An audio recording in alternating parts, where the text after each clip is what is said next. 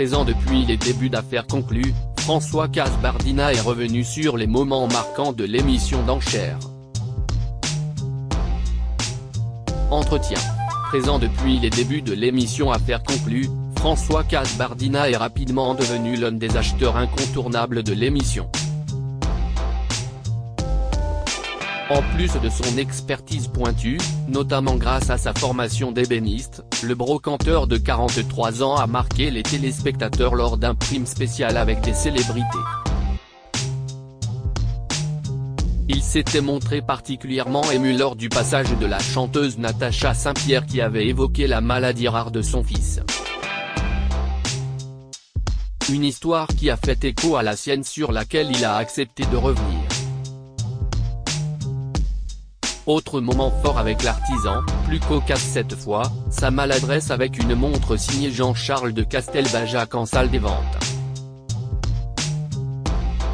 De sa présence au précédent prime, en passant par ses relations avec Sophie Davant, François Kasbardina a fait le bilan de sa participation à l'émission auprès de Télé Loisirs. François Kasbardina, Affaires conclues, le côté novice de Sophie Davant apportait un plus Télé Loisirs. Qu'est-ce ce qui vous a donné envie de faire partie de l'aventure Affaires conclues? François Kasbardina, des producteurs sont venus à ma boutique pour m'expliquer le concept et j'ai tout de suite accroché parce que l'émission permettait de mettre en avant notre métier qui n'était pas forcément bien vu.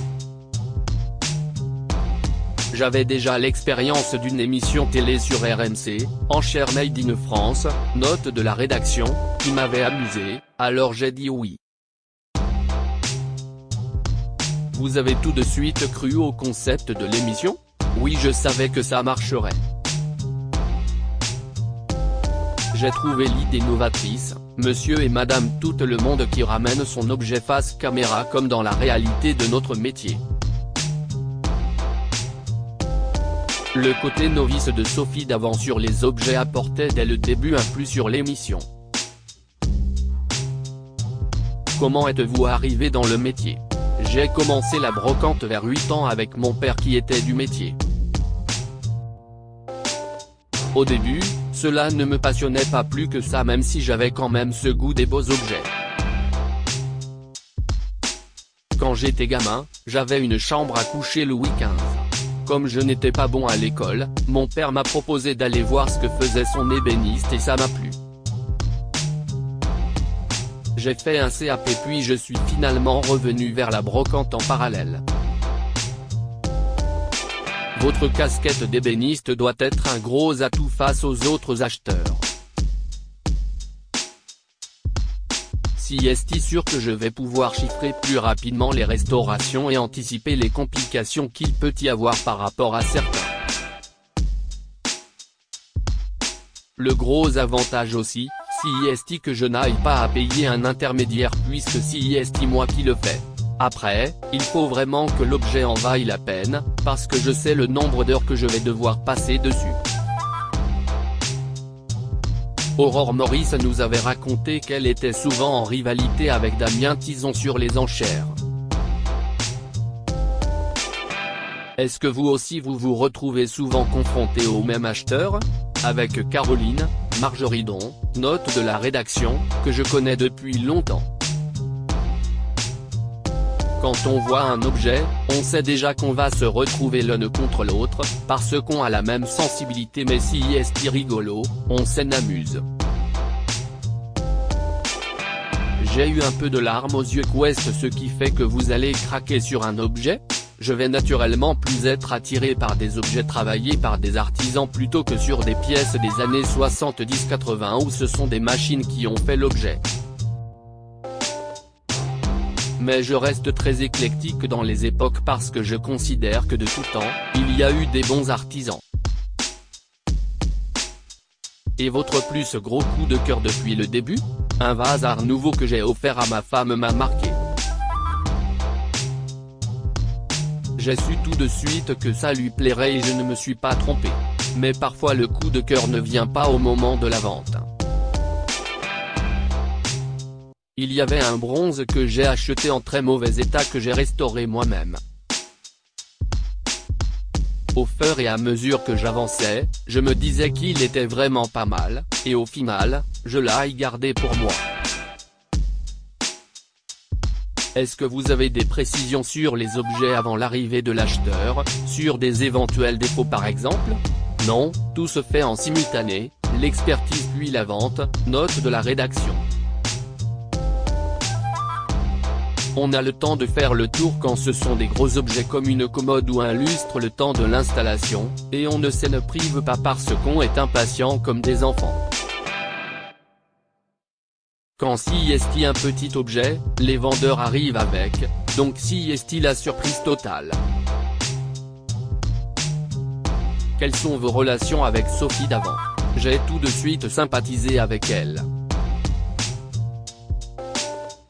Dès le début, elle a voulu rencontrer les acheteurs, alors on avait organisé un déjeuner tous ensemble.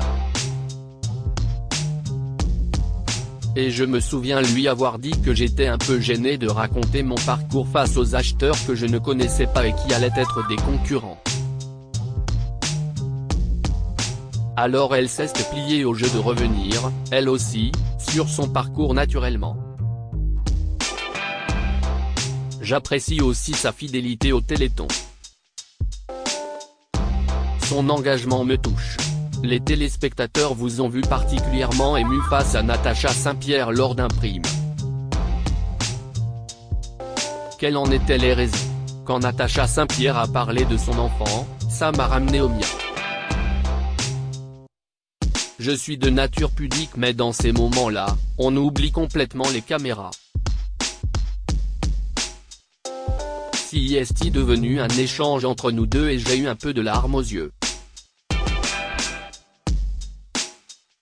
J'ai passé des journées entières à l'hôpital avec mon fils. De quelle maladie souffre votre fils? La phénylcétonurie, une maladie génétique rare, note de la rédaction. Cela impliquait un régime végétalien par obligation. On a passé des journées entières à l'hôpital, d'abord une fois par semaine et puis ça s'est espacé dans le temps. Il fait partie des rares cas où le médicament a très bien fonctionné, donc tout va bien. Aujourd'hui, il a 19 ans, et il remange même de la viande et du poisson. Vous avez aussi marqué les téléspectateurs par votre maladresse lors d'un prime où vous avez cassé une montre géante signée Jean-Charles de Castelbajac. Comment avez-vous vécu cette enchère? C'était assez comique mais pas sur le moment. On se sent mal vis-à-vis du vendeur parce qu'on ne sait pas l'attachement qu'il va avoir à l'objet et on ne sait pas aussi la somme d'argent qu'il en espérait. Au début, la production n'était pas pour garder la séquence, mais moi cela ne m'a pas gêné parce que je n'y étais pour rien. Malheureusement la goupille de la montre a glissé. Au final, ça s'est bien terminé pour l'acheteur heureusement, note de la rédaction, la montre a été achetée le double de sa valeur estimée. Après 5 ans passés sur les tournages, vous n'êtes pas lassé par l'émission? Non, parce que j'ai toujours demandé à avoir peu de jours de tournage. Déjà, pour des raisons financières parce que ça coûte cher quand on achète beaucoup d'objets. Et puis, j'ai aussi ma boutique à gérer. Je le vois comme une récréation où je m'amuse. Je resterai jusqu'à la fin quand je n'aurai plus de cheveux, rire. À lire aussi Damien Tison, affaire conclue, avec les autres acheteurs, il peut y avoir des petites tensions.